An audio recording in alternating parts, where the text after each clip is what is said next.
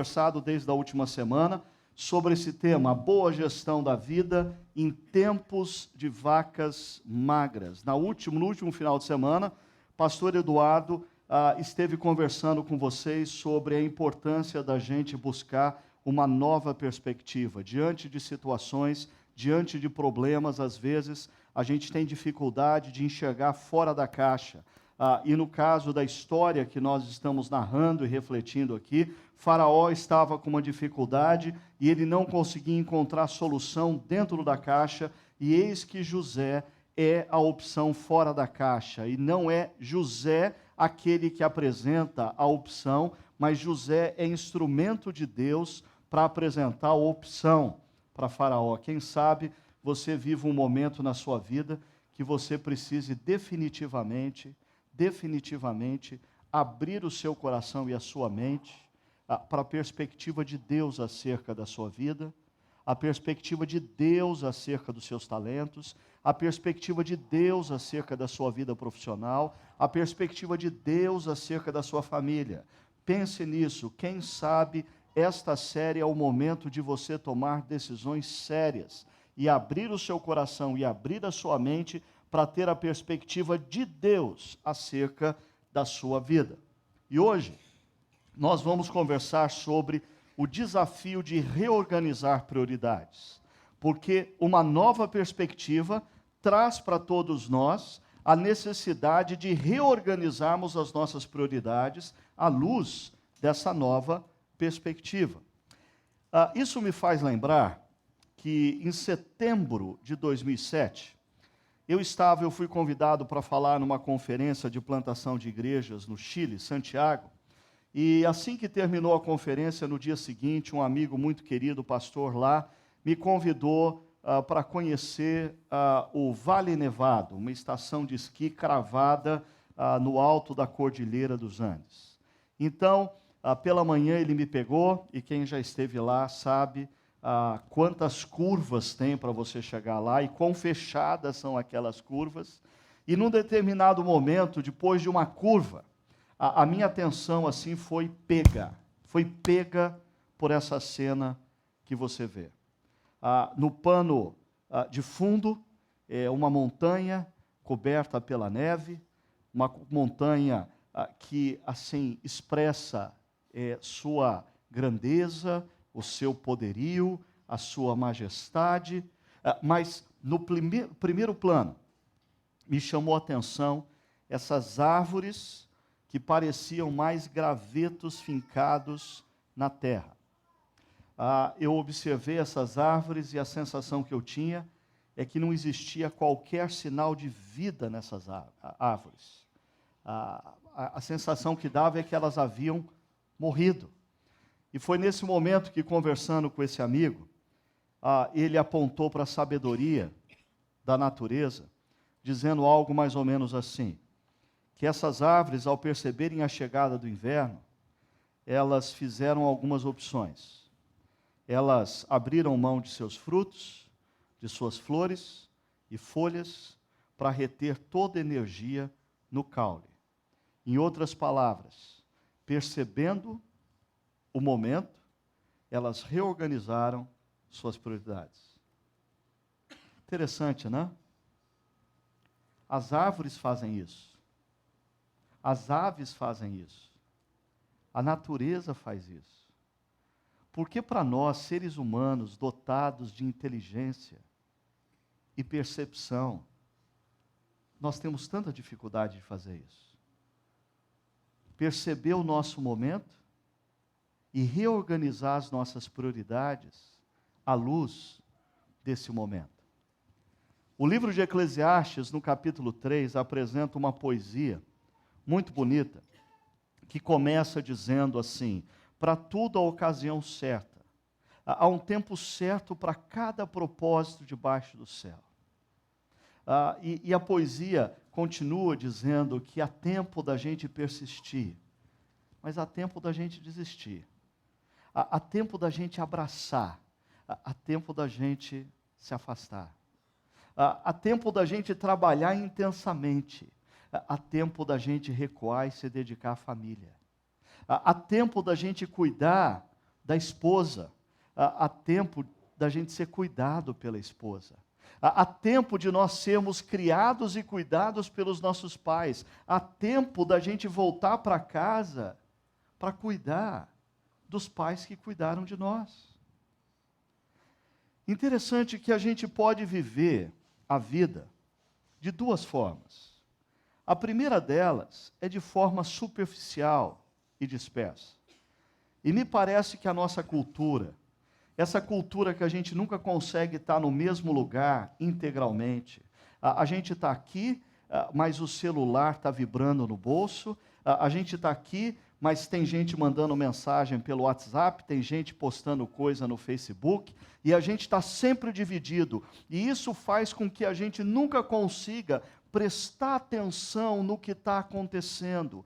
Nós fazemos parte de uma cultura dispersa e superficial. E talvez essa seja a principal razão pela qual nós não aprendemos com as árvores, que diante do tempo reorganiza suas prioridades com mais sabedoria do que o ser humano, porque nós deveríamos viver a vida de maneira consciente e atenta. Maneira consciente, há tempo para tudo debaixo dos céus. Há tempo para cada propósito à luz de Deus. A grande questão é eu ter a percepção, eu ter a sensibilidade para perceber qual é o tempo de Deus na minha vida. Qual é a agenda de Deus na minha vida? Deus me convida nesse momento da minha história a me dedicar a quê? E, consequentemente, ter atenção à reorganização das prioridades. Porque quando a gente vive de maneira consciente e atenta, isso nos conduz à reorganização das prioridades na nossa vida. A Ana Maria Rocha, que está ali no cantinho, ela vai nos ajudar hoje a explicar isso para vocês e a importância da gente reorganizar as prioridades da nossa vida. Dá uma olhadinha nesse vídeo que ela gravou para a gente.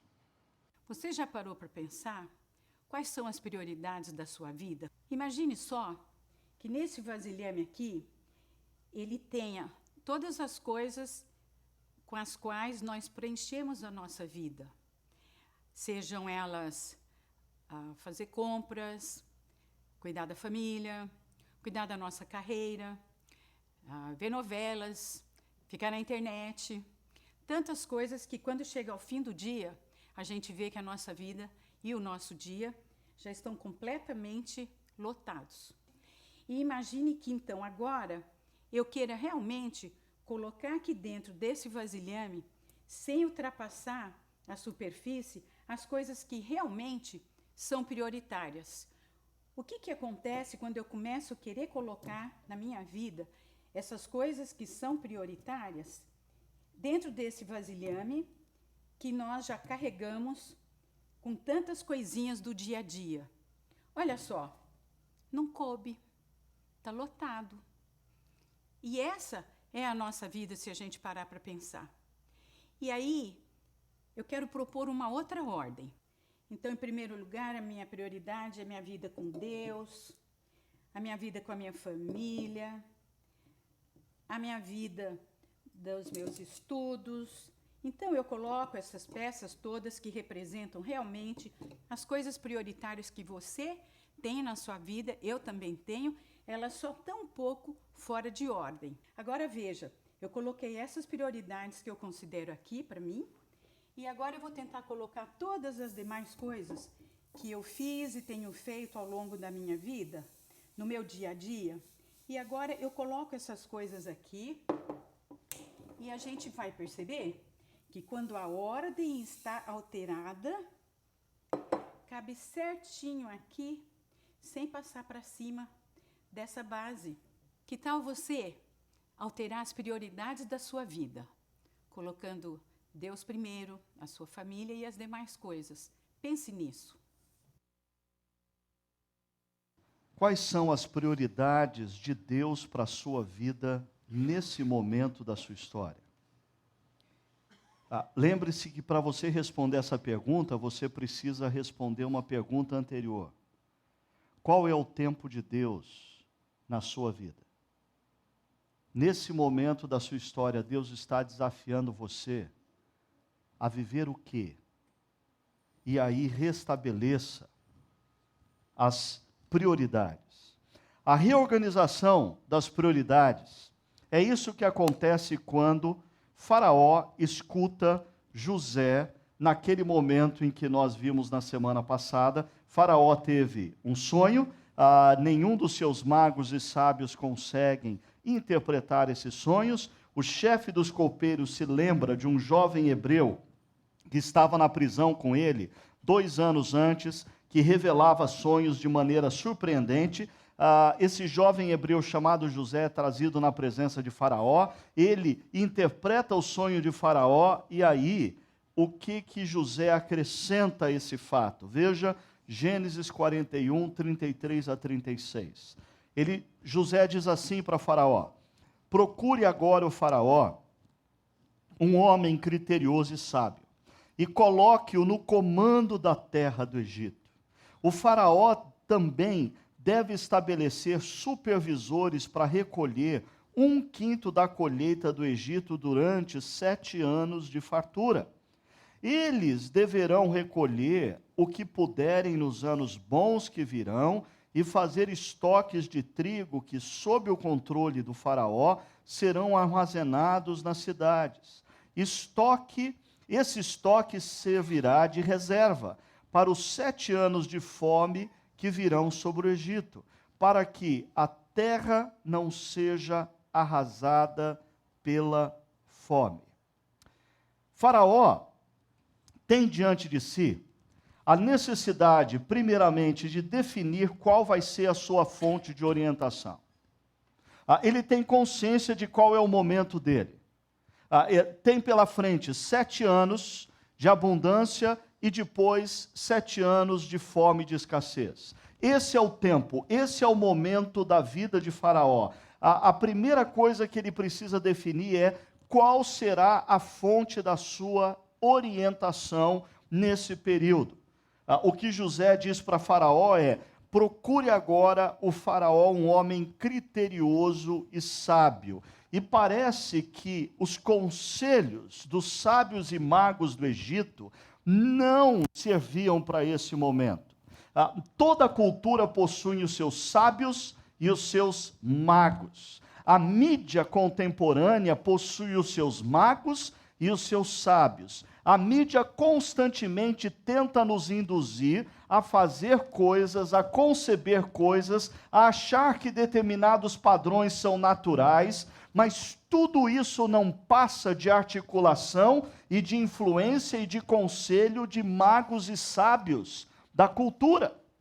O que José diz para Faraó é que ele precisava não ser influenciado pelos sábios e magos da cultura, mas ele precisava de homem criterioso e sábio. Ele precisava de orientação, de gente que tivesse essas duas características, critério e sabedoria. E aí, eu quero convidar você para dar uma olhada no que o Salmo 37 diz sobre esse homem criterioso e sábio. O Salmo 37 diz: a boca do justo profere sabedoria. Você quer sabedoria? Procure alguém que você reconheça como alguém justo. Alguém comprometido com a justiça na sua vida, no seu dia a dia. Interessante, porque quando você escolhe alguém que é justo para te dar conselhos, esse alguém algumas vezes não vai dar os conselhos que você gostaria de ouvir. Por quê? Porque ele é justo. Quem não é justo tem a tendência de falar para você o que você quer ouvir. Quem não é justo tem a tendência de querer te cativar só falando coisas positivas e coisas que alegram o seu coração. Só o justo tem a coragem de falar para você o que de fato deve ser feito. Por isso, se você está à procura de sabedoria no momento da sua vida, procure o justo. Mas o texto continua dizendo: a sua língua fala conforme a justiça, porque ele é comprometido com a justiça, com ser justo. E aí tem uma segunda característica: ele traz no coração a lei do seu Deus. Você quer sabedoria? Procure orientação de alguém que visivelmente seja justo. Segundo, alguém que tenha um compromisso inegociável com a palavra de Deus. Alguém que tenha um compromisso inegociável com os princípios e valores de Deus. Porque se você procurar um pastor, se você procurar um conselheiro, se você procurar uma pessoa que frequenta a igreja todo domingo, mas está mais comprometido com os magos e sábios da cultura do que com os princípios e valores de Deus, você não vai ter sabedoria nos conselhos. É imprescindível que você procure pessoas comprometidas com os princípios e valores de Deus. E terceira característica: nunca pisará em falso. Essa expressão hebraica, nunca pisará em falso, dá a ideia de pessoa que não comete erros grosseiros. Pessoas que não pisam na bola em coisas tolas. Porque se você vai buscar o conselho em alguém, você está precisando de conselho sobre como educar os seus filhos. Você vai buscar o conselho em pessoas que visivelmente pisam na bola na educação dos filhos. Você vai buscar um conselho para o seu casamento. Você vai buscar o conselho para uma pessoa que se divorciou 3 vezes. Você está precisando de conselho na área financeira. Você vai procurar o conselho em alguém que está se endividando no crédito rotativo do cheque especial. Em outras palavras, você vai encontrar sabedoria e critério para orientar a sua vida em homens e mulheres que, primeiro, vivem de maneira justa. Eles são capazes de dizer o que você não quer ouvir. Por quê? Porque eles são justos. Segundo, eles têm um alto compromisso com os princípios e valores de Deus, não com os magos e sábios da cultura. Terceiro, eles na sua vida, não é que eles não erram, não é que eles não cometem erro, mas eles não cometem erros grosseiros, eles não pisam na bola em questões infantis. Esses são aqueles que você deve buscar como fonte de sabedoria na sua vida. Mas quais são os equívocos comuns que nós cometemos quando nós estamos precisando definir qual vai ser a nossa fonte de orientação em momentos de redefinição de prioridades? Primeiro, o erro comum: ouvir tão somente a nós mesmos. Achar que nós somos autossuficientes. Achar que não existe ninguém no mundo que possa nos aconselhar nesse momento. É muito comum, em tempos de vacas magras, a pressão aumenta, os problemas se tornam mais difíceis, seja uma crise conjugal, seja uma crise financeira, seja uma crise na empresa, uma crise profissional, uma crise com os filhos. Existem pessoas que têm a tendência de, ao invés de se mover na direção de gente sábia e criteriosa para ter orientação, se fecha, não se abre com ninguém e não escuta ninguém, só escuta a si mesmo. O livro de Provérbios chama essa pessoa de tola.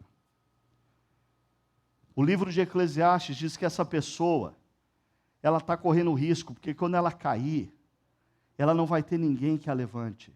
Por quê? Porque ela optou por viver sozinha, resolver os seus problemas a partir de si mesma. Mas um outro equívoco muito comum que a gente comete é ouvir pessoas que dizem o que nós queremos ouvir, que não necessariamente são justas. Isso acontece muito no contexto de uma igreja como a nossa, por exemplo, que tem vários pastores. A pessoa busca o seu pastor de campo pedindo orientação, pedindo conselho para redefinição de prioridades. Aí o pastor abre a Bíblia, mostra para ela biblicamente o que ela deve fazer, e assim que ela sai do consultório pastoral, o que é que ela faz? Ela para na secretaria para marcar um encontro com outro pastor, porque ela quer ouvir uma segunda opinião. E ela vai passar pelo segundo pastor, terceiro pastor, quarto pastor, e se nenhum pastor dessa igreja falar o que ela quer ouvir, ela vai procurar pastor de outra igreja, até que ela escute o que ela quer ouvir. Em tempos de crise, nós precisamos ter a perspectiva de Deus sobre as nossas vidas, a perspectiva de Deus sobre a família, sobre a vida financeira, sobre a nossa empresa. Tendo a perspectiva de Deus, nós precisamos ter a ousadia de reorganizar as nossas prioridades à luz dessa perspectiva. E para reorganizar essas prioridades, nós precisamos de sabedoria e critério. Precisamos de pessoas que nos ajudem e que tenham a coragem de falar para a gente até o que a gente não quer ouvir. Mas, em segundo lugar, o conselho de José para Faraó é que ele deveria fazer uma distinção entre estratégico e operacional. Isso parece técnico demais, mas olha só que interessante. Olha qual é o conselho de José a Faraó. O Faraó também deve estabelecer supervisores para recolher 1/5 da colheita do Egito durante os 7 anos de fartura. Pare e pensa comigo. Faraó é o líder. Faraó é o chefe da nação. Faraó é o governante da nação. Pergunta: qual era a posição que Faraó deveria ocupar em tempos de crise? A função estratégica. Faraó não deveria correr para o operacional, porque uma nação em crise precisa de um líder. Entendeu isso? Uma nação em crise precisa de um líder. Uma organização em crise precisa de um líder. Uma igreja em crise precisa de um líder. Uma família em crise precisa de um líder. E olha o que Faraó deveria fazer na função estratégica. Primeiro, estabelecer supervisores. Ele deveria delegar funções para algumas pessoas. Segundo, deixar claro o que essas pessoas deveriam fazer. Recolher 1/5 da colheita. Terceiro, determinar o prazo que isso deveria acontecer, 7 anos. Isso é o que faz um líder em função estratégica. Ao invés de sair correndo para resolver o problema de maneira inconsequente, de maneira impensada, de maneira impulsiva, ele para, dá 2 passos para trás, enxerga a situação como um todo e diz: nós precisamos fazer isso. Para isso, fulano, Beltrano, Ciclano, vocês estão responsáveis por fazer isso, isso e isso, e vocês têm 7 anos para fazer isso. E o que aqueles que foram colocados no operacional deveriam fazer? Olha aqui, eles deverão recolher o que puderem nos anos bons. Essa é a função deles. Recolher o que puderem. O que mais? Fazer estoques, pegar e armazenar. Terceiro, fazer isso nas mais variadas cidades, sob o controle de Faraó. É interessante. O Faraó não poderia estar em todas as cidades, mas ao mesmo tempo o Faraó estaria em todas as cidades. Através da ação daqueles que foram nomeados supervisores, o Faraó não estava em lugar nenhum além da capital, mas ele estava em todos os lugares, através da estratégia que estava sendo executada. Isso é liderança. Isso é liderança. Liderança estratégica. Agora, quando uma empresa, quando uma igreja, quando uma organização, quando uma família tem um líder que, ao invés de dar 2 passos para trás no momento da crise, ponderar, avaliar e pensar estrategicamente, esse líder sai esbaforido, sai impulsivamente, fazendo coisas, realizando coisas, o que se instala é o caos. Deixa eu trazer isso de maneira mais prática em 2 perspectivas. Primeiro, como a gente comete equívocos nessa distinção entre estratégico e operacional na vida pessoal em momentos de crise. por exemplo, migramos para o operacional, ação, sem parar, ponderar e planejar, estratégia. A gente está vivendo um momento complicado financeiramente. O que o marido faz? Sai vendendo carro, sai vendendo casa de maneira inconsequente, vai se meter em negócios sem parar para pensar. Em momentos de crise, nós precisamos aprender a dar 2 passos para trás e gastar um tempo primeiro, ponderando, avaliando e pensando quais são os passos estratégicos que nós devemos tomar. Você está insatisfeito na sua vida profissional? Você não está gostando da sua empresa? O que faz uma pessoa que não pensa estrategicamente? Na segunda-feira ela vai e pede a conta. Aí quando ela chegar em casa, ela vai parar para pensar, mas aonde eu vou trabalhar? E como é que eu vou pagar a prestação do carro? Como é que eu vou pagar o aluguel? Como é que eu vou pagar a escola dos meus filhos? Já fez, tomou a decisão de maneira impulsiva. O que deveria ser feito? Você está insatisfeito com a sua profissão? Não está feliz na sua empresa? Dá 2 passos para trás. Avalia, pondera. Quais são os passos estratégicos que você precisa dar na sua vida pessoal para mudar essa situação? Gente, as árvores fazem isso sem consciência e inteligência. Deus nos deu consciência e inteligência para fazermos uma boa gestão da vida em momentos de crise, em tempos de inverno. Mas voltando ao ponto que eu estava trabalhando inicialmente aqui, e no aspecto liderança, a nossa comunidade tem muita gente que ocupa posições estratégicas em organizações e empresas. Como que esse princípio, como nós cometemos erros através desse princípio, quando nós exercemos liderança, quando abandonamos a nossa função estratégica, que é importante, que é fundamental, para sermos consumidos pelo operacional urgente.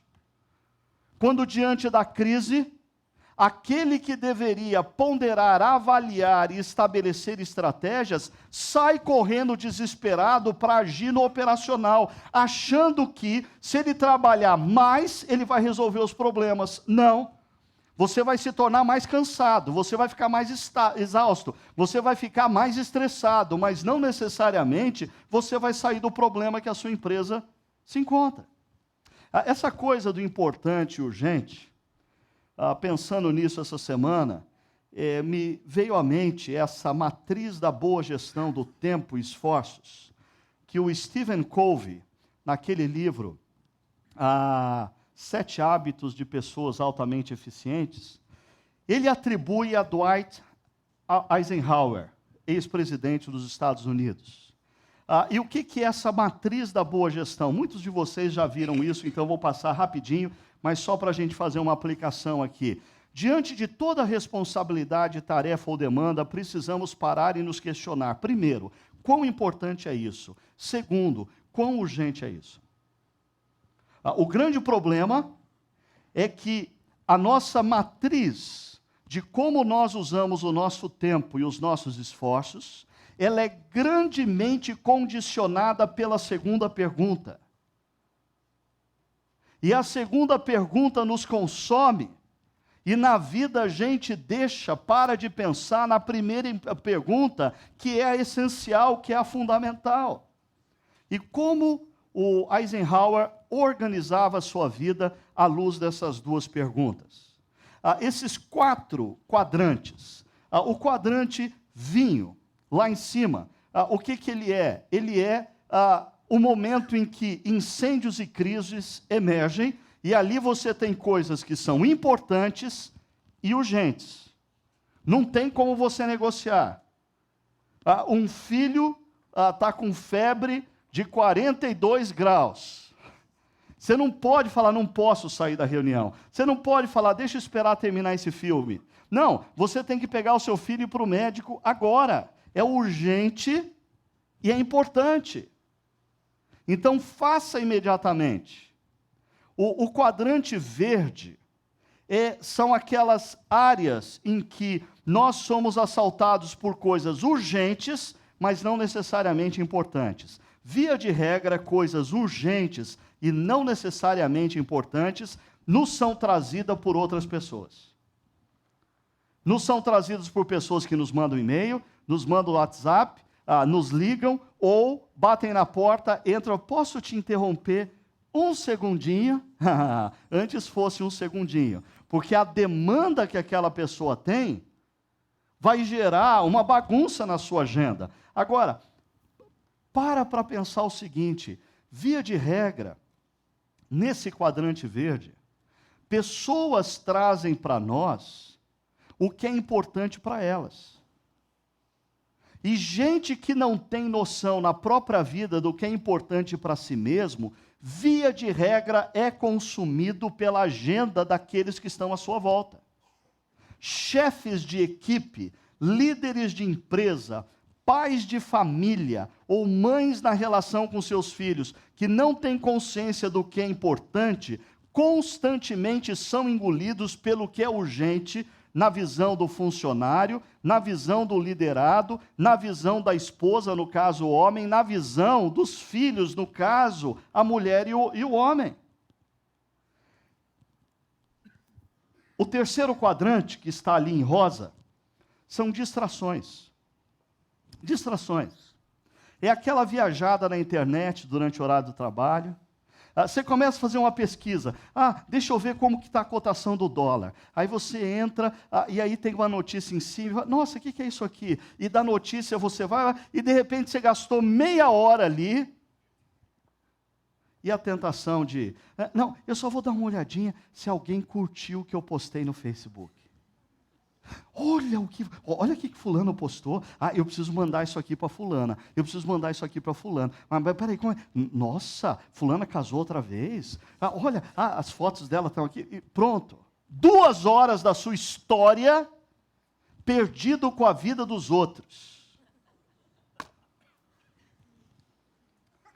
O nosso problema, na má administração do nosso tempo e esforço, primeiro, é que, via de regra, a nossa agenda está concentrada naqueles 2 quadrantes do urgente.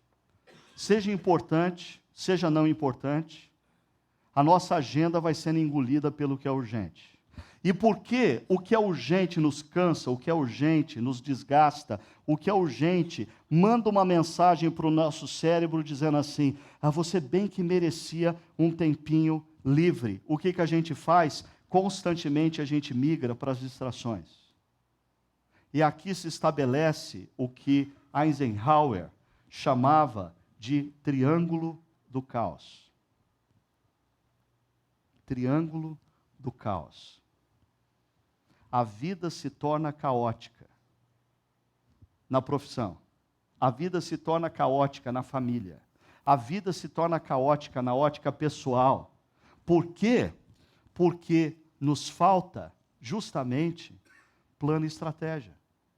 Porque quando você tem plano e estratégia, você sabe o que é importante e urgente, e você prevê como você vai fazer. Você percebe o que é importante, o que é urgente, mas não é importante, e você pode delegar isso, você pode passar para outras pessoas, e você pode até planejar o seu momento de lazer e não de distração, quando você tem que fazer o que você tem que fazer.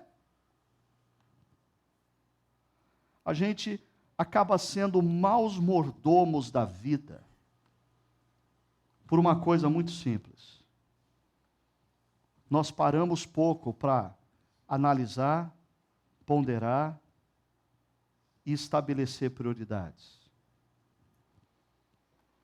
Jesus, em Marcos capítulo 1, verso 35 a 39, nos dá o exemplo disso. Olha só.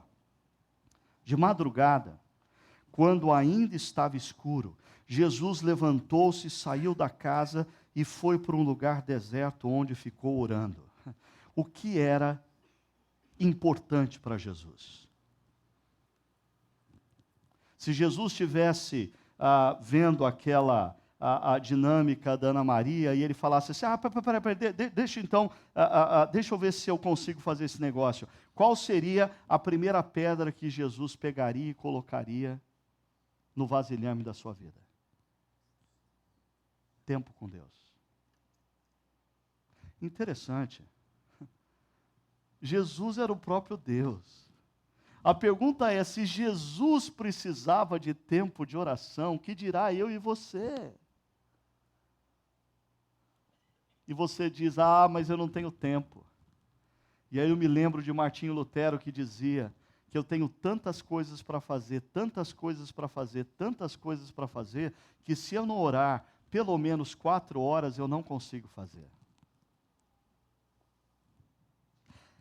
Mas olha só, o texto continua dizendo, Simão e seus companheiros foram procurá-lo, e ao encontrá-lo disseram, Jesus, o que você está fazendo orando, Jesus? Tem um monte de gente esperando por você, tem um monte de gente ligando, marcando com a sua secretária aconselhamento, tem um monte de gente querendo ser visitado, tem um monte de enfermo que precisa ser curado, tem um monte de gente possessa de espírito maligno que está precisando de expulsão, o Senhor aqui, orando. É isso que normalmente pessoas fazem com as nossas agendas. E quando a gente não tem convicção do que é importante, elas engolem as nossas agendas. Quando nós não temos convicção de qual é o tempo de Deus nas nossas vidas e quais são as prioridades a partir desse tempo, nós nos perdemos. Porque as pessoas querem impor sobre as nossas vidas as prioridades delas. E o texto continua dizendo, Jesus respondeu, vamos para outro lugar, para os povos vizinhos, para que também lá eu pregue. Foi para isso que eu vim. Jesus não vai se curvar diante da agenda de Pedro. Jesus tem uma consciência do que é importante e quais são suas prioridades. E olha só, então ele percorreu toda a Galileia, pregando nas sinagogas e expulsando os demônios. Não é um bom exemplo de como Jesus, primeiro, estabelece de maneira muito clara o que é importante na vida dele. E como ele procura responder às demandas do dia a dia, não a partir do grito, quem grita mais alto, isso é urgente. Não, ele decide o que ele tem que fazer a partir das prioridades estabelecidas pela sua noção de qual é o tempo de Deus e o que Deus mandou ele fazer. Mas terceira e última coisa dessa manhã. Jamais perca de vista o propósito principal. Porque ia adentrar num processo longo. São 7 anos.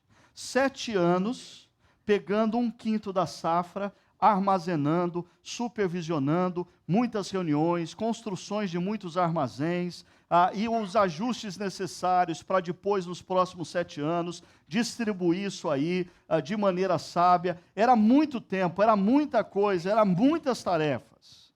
E olha só o que José diz para Faraó.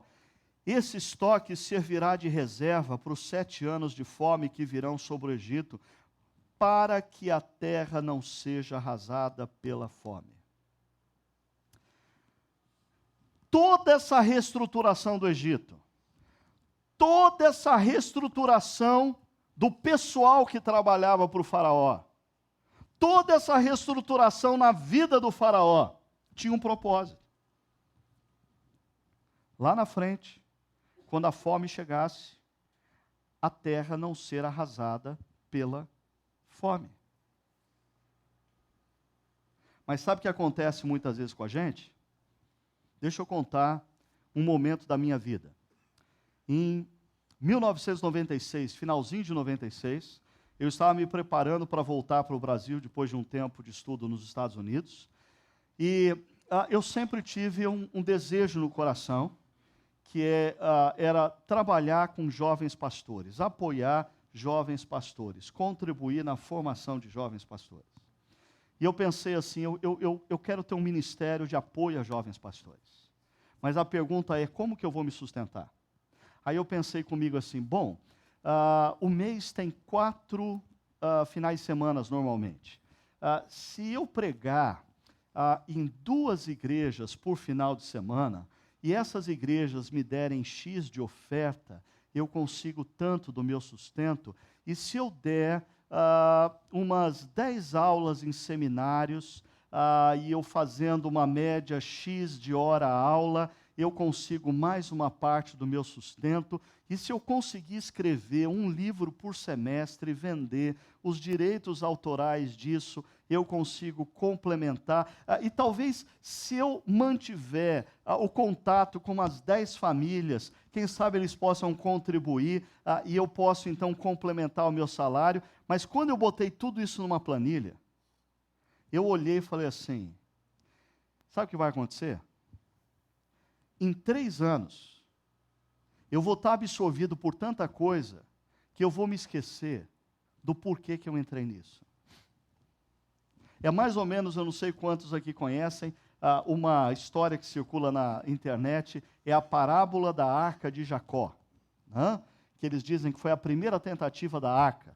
Um homem chamado Jacó foi comissionado por Deus para montar a arca. E aí ele começou a pensar como ele vai fazer essa arca. Então, ele começou a conceber algumas coisas. Já que ele ia ter que cortar a madeira, que tal ele poderia montar uma empresa, uma madeireira, e vender o excedente? E aí ele contratou vendedores, secretária, mais gente para cortar lenha, mas daí, para poder manter o projeto da arca em andamento, mas daí ele tinha um problema com o transporte estava caro, e ele resolveu montar uma transportadora para transportar a madeira, e foi mais funcionário, mais motoristas, e aí a coisa começou a pegar na área de taxas, e ele teve que contratar uma empresa de consultoria para fazer um alinhamento nas taxas que ele tinha que pagar, e assim ele foi criando, e a parábola termina dizendo que chegou o tempo do dilúvio e a arca não estava pronta. Por quê? Porque ele se esqueceu de qual era o propósito. E não acontece isso na vida? Alguns pais dizem assim, não, eu preciso trabalhar mais para dar uma vida melhor para os meus filhos. E depois de 3 anos, eles estão exaustos, trabalhando intensivamente, e a pergunta é, os filhos estão tendo uma vida melhor?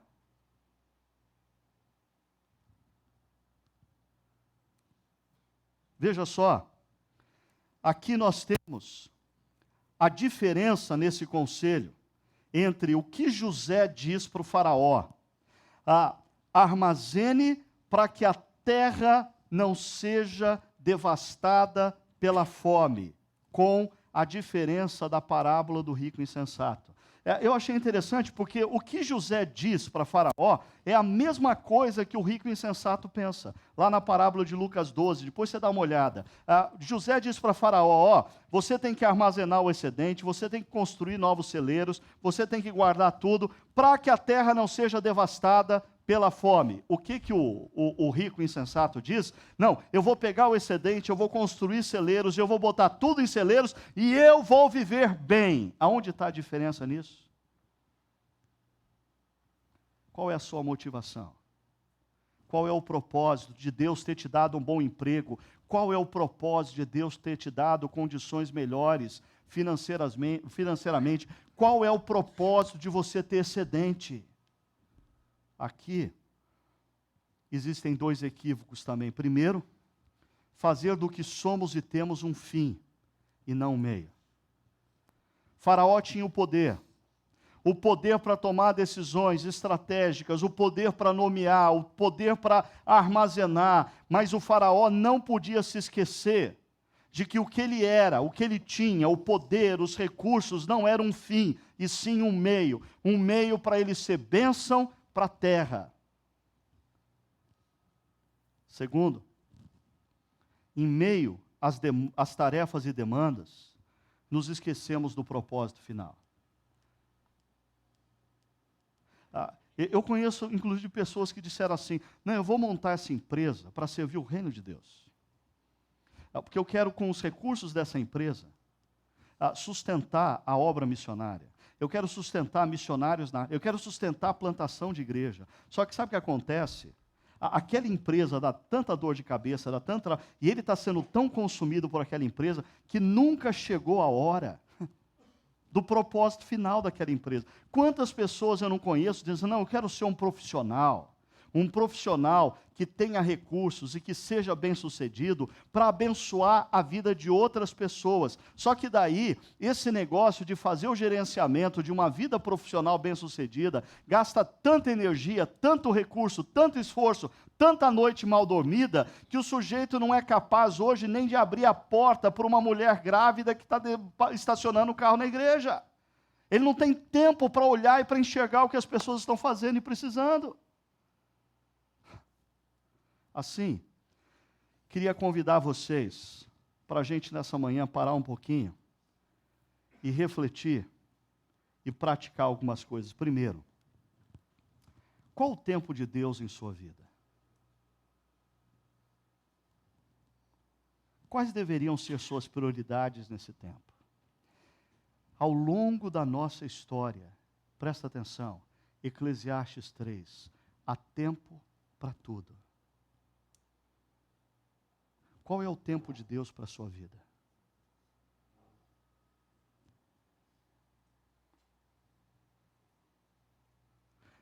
Há tempo de se trabalhar intensamente,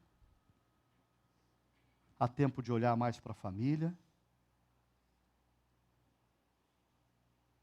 O meu amigo Steve Andrews, da Kensington, me abençoou muito, certa ocasião, conversando comigo, e eu percebi que hoje, ele, pastor de uma igreja com 15 mil membros, a coisa mais difícil que você faz é ir para Kensington, encontrar o Steve Andrews lá, ou pregando em algum culto, depois de 25 anos pastoreando aquela igreja, e eu disse para ele, qual que é o seu momento de vida? Ele disse, eu agora, aos meus 60 anos, o meu tempo é liderar através de outros. Eu não quero mais estar à frente. Eu quero capacitar outros para estarem à frente. A percepção do tempo, o tempo de Deus, gerando novas prioridades. Segundo, tem você priorizado o tempo de parar, ponderar e organizar? Ou você tem sido consumido pela ação? Você está entrando no triângulo do caos? Você está deixando a sua família entrar no triângulo do caos? Que tal você voltar hoje para casa? Bom almoço, cochilinho de meia hora, levantar, sentar em volta da mesa, chamar o seu marido ou a sua esposa e pensar, qual é o nosso tempo? O que a gente tem que priorizar? À luz da sabedoria de Deus, o que a gente precisa reorganizar? Qual a prioridade do nosso tempo? Qual a prioridade do nosso dinheiro? Qual a prioridade dos nossos esforços? Faça isso em obediência, não a mim, mas à sabedoria que emerge da palavra de Deus. Terceiro e último ponto. Qual o propósito maior de suas ações? Para pensar um pouquinho. O que está consumindo a sua vida hoje? O que está indo a maior parte dos seus esforços? O que está consumindo a maior parte da sua energia intelectual? Agora me responde uma coisa. Para quê? Qual o propósito disso? Isso se tornou um fim em si mesmo? Mal, hein?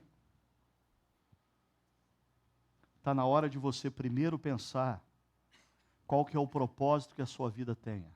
Qual que é o propósito que a sua carreira tenha. Qual que é o propósito que o seu dinheiro tenha. E voltar e reorganizar onde e como você vai gastar o melhor do seu tempo e dos seus esforços. Queria convidar você a fechar os seus olhos e conversar de maneira muito séria com Deus nesse momento. Coloque-se diante de Deus, aquele que é fonte de toda sabedoria.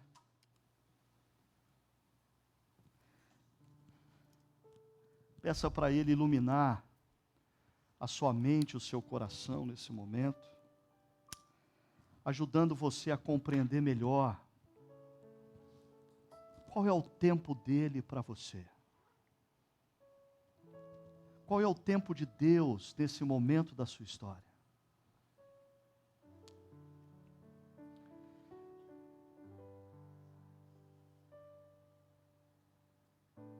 Consciente do tempo de Deus,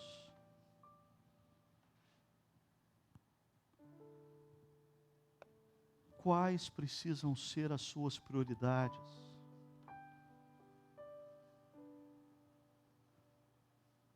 Volte para casa hoje, olhe para a sua agenda, verifique se as prioridades que você diz que precisam ser, elas refletem na sua agenda. Quais as prioridades do seu esforço, do seu investimento? Deixa Deus dar uma nova dimensão para a sua existência. E viva a partir do propósito e das prioridades de Deus para você.